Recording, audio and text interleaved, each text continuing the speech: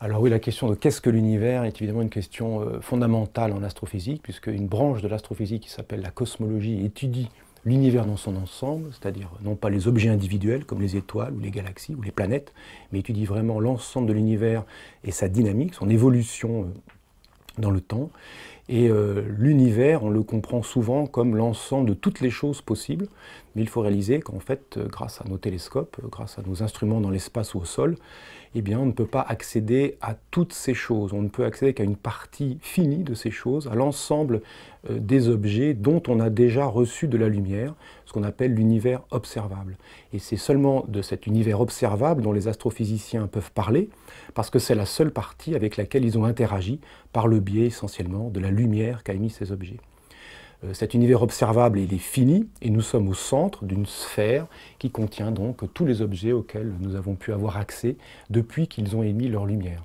Alors cette sphère est évidemment immense, l'univers observable est borné par une distance de 42 milliards d'années-lumière.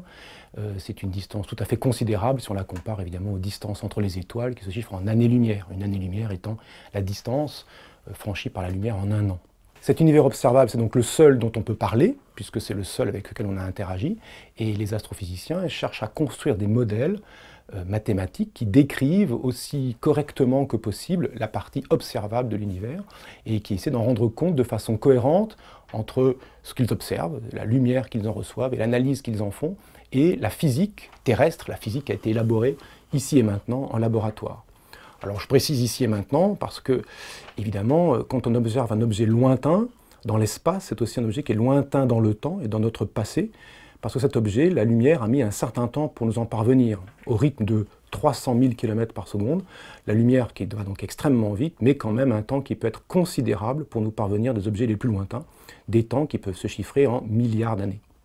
Et donc, voir loin dans l'espace, c'est aussi voir loin dans le temps. Et donc, du coup, se pose la question immédiatement de les lois de la physique terrestre d'ici et maintenant sont-elles encore utilisables, applicables pour ces objets si lointains dans l'espace et dans notre passé? Alors, l'astrophysique et la cosmologie singulièrement font l'hypothèse que oui, ces lois sont encore valables. Donc ça, c'est déjà une hypothèse qu'on a pu vérifier aussi, d'une certaine mesure. On a pu s'assurer que les lois n'avaient pas trop varié.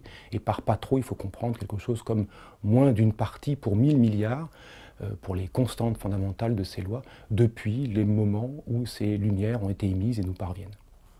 Donc, l'univers est donc quelque chose qui est polysémique finalement. L'univers, c'est l'ensemble de toutes les choses, bien sûr, qui ont existé, qui existeront, mais on n'a accès qu'à une partie finie, l'univers observable, sur lequel on peut effectivement faire de la science, effectivement faire de l'astrophysique.